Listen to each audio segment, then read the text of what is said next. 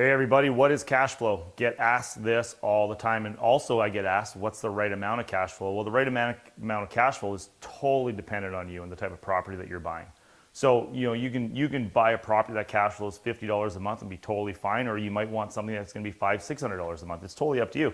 But here's how I do cash flow. So let's make some assumptions. Let's assume that the house we're buying is worth $330,000 purchase price, which means you're going to need a $66,000 down payment, DP, deposit, down payment.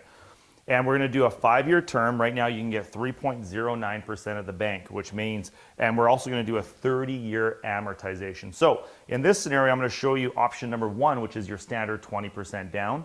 And then I'm going to show you another option, which will increase cash flow. Because there's different ways to play the game depending on the market that you're playing in. Vancouver and Edmonton are two totally different situations right now with the economy. So let's just assume that in option 1, rent is $1,900, okay, per month. Everything is based off of a monthly basis. Now I have my trusty notepad here because I've already done the math, so I'm not doing it on the spot. So at 20% down, your rent is $1,900. Your mortgage payment is going to be $1,123 per month.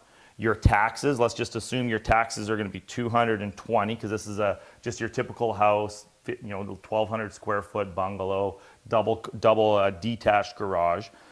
Insurance is going to be about $100 a month. Once again, these are all just generalizations just to show you the quick snapshot of how I do the math. Repairs and maintenance is where it gets tricky. So back in the day when I started buying real estate, repairs and maintenance and property management are where I really started to skew my numbers.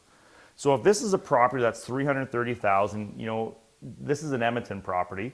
This property is probably going to be a 1955, 1960 build. It's probably going to have an older furnace, an older water tank, an older roof and windows and stuff like that. So the mistake that I used to do is I used to fudge this number. So I would say you want to use at least 8% repairs and maintenance. At least. The minimum is 8% for an older home. If it's a newer home, fully renovated home with new furnaces, roof, water tanks, windows, electrical, plumbing, all the big ticket items, you can probably shrink that down to 3-4%.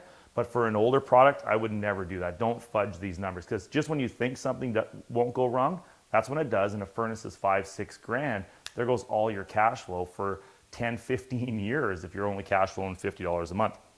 So at 8% repairs and maintenance, you're $152 a month in savings that you're putting aside. Vacancy, this is the other number I used to skew and screw up a lot. So right now the city's sitting at about 3, 4, 5. Our company's at 3% vacancy. So the city's at about 5%, 6% vacancy. So I would use, in this situation, I would use about a 3% vacancy, because I feel pretty confident I'm going to be able to rent it out, but I'm still allocating something, which is $57 per month for vacancy allowance. The PM, I would always factor in 10%, whether you're using a property management company now or not. At some point in time, you may need it. So if you're buying a house without factoring this math in and it cash flows $50 a month and you haven't factored in the 10%, when you go to give it to a management company, now you're upside down $200 a month, and then it becomes very painful. So if you always factor in the math, whether you pay somebody or not, pay yourself, keep it in your pocket, it doesn't matter what you do with it, still factor it into the math. So that's $190 a month at 10% of your monthly rent, which means your total cash flow is going to be $58 per month. Now, is that a good purchase? I don't know. It all depends on your risk. So I don't know if I would do that for $58, but if you impeccably manage it, and once again, these are at the lowest rents that we've seen in the last 7 years, so there is some comfort to knowing that. So $58 might actually be a very strong number, because you're going to impeccably manage it, which means now your cash flow is about $140, $150 a month, $250 a month, $240, $250 a month, if you factor those two in, because you're actually going to pay yourself. Make sense? Got it. So here's another option right now that I think is a viable option, because as the market starts trending up, just because you do this situation now doesn't mean you can't change it in 4 or 5 years. So let's do the numbers based off of 30% down. So 30% down is another 10%, so another $33,000. So now you're $99K into a down payment of this property. But watch what the numbers do. So the same $1,900, your mortgage is now $983. Your taxes are still $220. Your insurance is still $100. Your PM is still $152. Your vacancy is still $57. Your PM is still $190. But now your cash flow is $198 per month.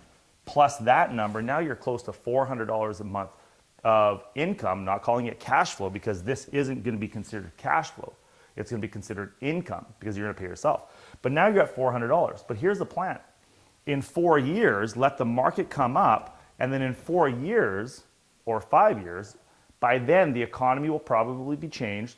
Banks are going to loosen up their rules. So now you can refinance the property at the higher value up to your 80% loan to value, which puts you back up to 20%.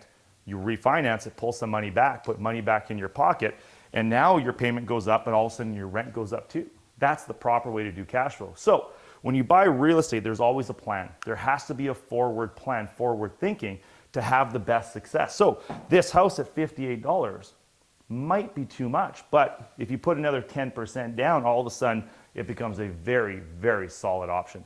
Cash flow is the number one thing to be buying off of. Appreciation is the unknown.